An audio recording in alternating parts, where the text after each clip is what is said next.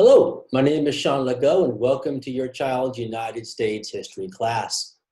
This is my 21st year teaching, obviously the first time teaching this way, but we're making the best of it. The kids have had a great attitude. I've gotten a whole lot better. I think they're more comfortable a couple of weeks in, and I think we're doing okay. It's not quite the same, but I tell them we're going to be all right. So I just want to talk to you guys a little bit about the expectation of this class. What I expect from the students, what they can expect from me, and how to do well. So I'm going to show you a little slideshow here that I showed the kids the first couple of days. First of all, the schedule. This class meets every Monday, Wednesday, and Thursday. And of course, Monday being the short period. And I usually, so far, I've been using that to watch a little bit of news and give them time to make up any work, to finish what we did on Monday, and just to chit-chat a little bit to keep up. If there's no school on the Monday, then of course we meet Tuesday and Thursday. It's already happened once. I know that's happening again in a couple of weeks here. So some of the virtual classroom expectations. First of all, be on time. Honestly, I thought this would be an issue with this platform, but it hasn't been. The kids have been great. They log in a few minutes before class starts, and I use Zoom. So when they come in, they're in a waiting room, and I can bring them in a couple at a time. Wear appropriate clothing. That hasn't been an issue. I tell them to find a quiet place to check their surroundings, right? So when class begins, make sure you're somewhere where you're not being distracted, that you can focus on what we're doing so you don't fall behind, that you understand what we're doing, and you don't miss any information. I also stress that they fight against distraction from others. It's a unique situation where they'll be in a classroom or this virtual classroom and they'll see maybe 35 of their friends. I try to tell them, try not to focus on them, try to focus on me, and let's get through our lesson so you don't miss any information. Now, most students use a desktop, so it's not a big deal, but there are some students that use a Chromebook, maybe even an iPad, some even use their phones. Have those things charged and ready to go. Have their textbooks close. Now, we don't do this every day, but there's times in which we'll use a textbook, or I'll ask them to open up to a certain page. Let's look at a map or a document or a chart. And I don't want them scrambling around trying to find their book, or it's upstairs or downstairs. So have your textbook close to you. Probably the most important thing is I encourage them to take responsibility. When they're in my classroom, I can kind of gauge where they're at, make sure they're on task. But of course, in this reality we're in, there's more responsibility on their end. They have more freedom. So I tell them, keep up with what we're doing. Take responsibility to get the work done. Ask questions if you're confused. Communicate with me so you can keep up with what we're doing. So far, it's been outstanding.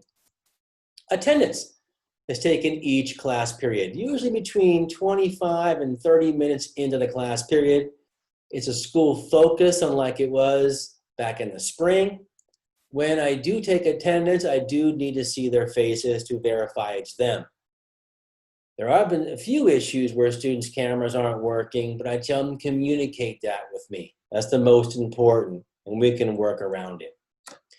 If a student is absent or has internet issues, they're still responsible for the work. A couple of students have been having internet issues at times or kicked off Zoom. Heck, one time it happened to me. I got kicked off Zoom and I couldn't get on. And I tell them Google Classroom is our hub. No matter what, they're still responsible to get the work done. So if anything ever happens with the internet, we can't communicate via Zoom, go to Google Classroom. I'll get them the message and we'll get the class and keep it going. Again, communication is the key. I stress to respect the ever-changing process. The way I'm teaching now is a little bit different than it was the first couple of days. I tried some things worked, some things didn't, and then we adjust. So I also stress, be patient. With all your teachers, we're going to try different things. They're not all going to work, but we'll make the best of it.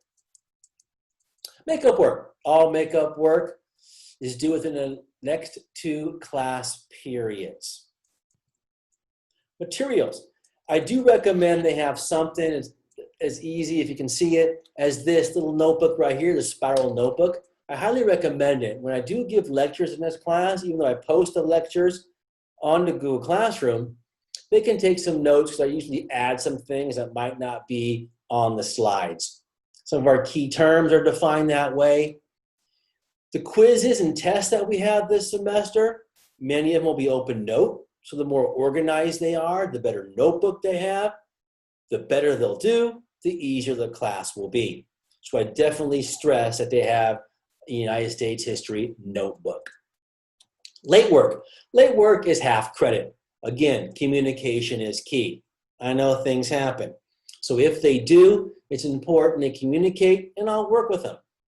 Speaking of homework though, I don't give a lot of homework in this class.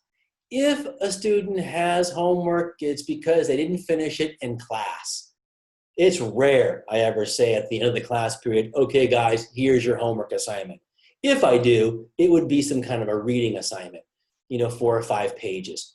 Otherwise, it's because they didn't get the work done in class. I tell them, if you focus, and I try to give you as much class time as I can, I think it's enough to get 90% of that work done. You shouldn't have a lot of homework in this class.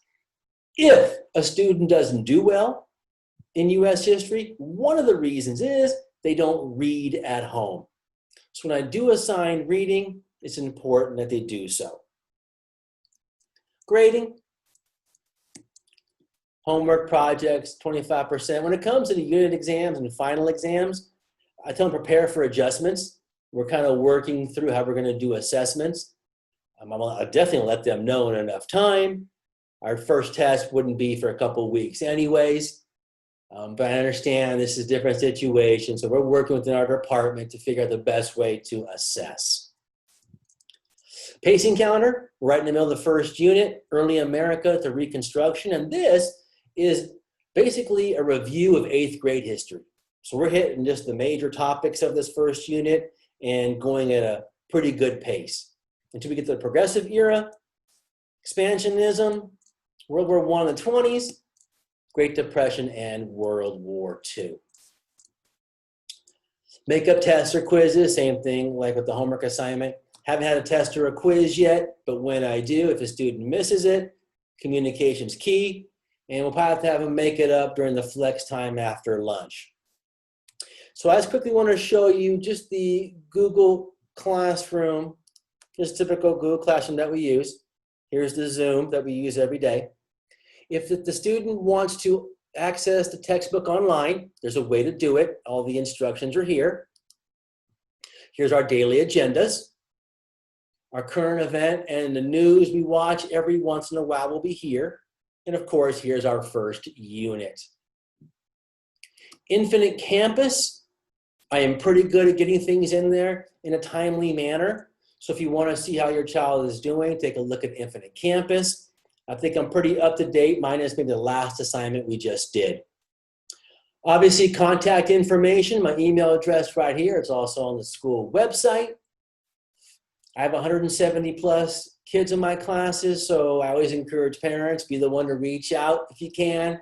If you want to update how your child is doing, I'll get back to you as soon as I can. And the phone number, obviously you can call. I'm not on campus, maybe a day or two a week, so I won't get that message. It's easier via email. So thank you so much for your time. I appreciate it. And I look forward to a great semester. Good night.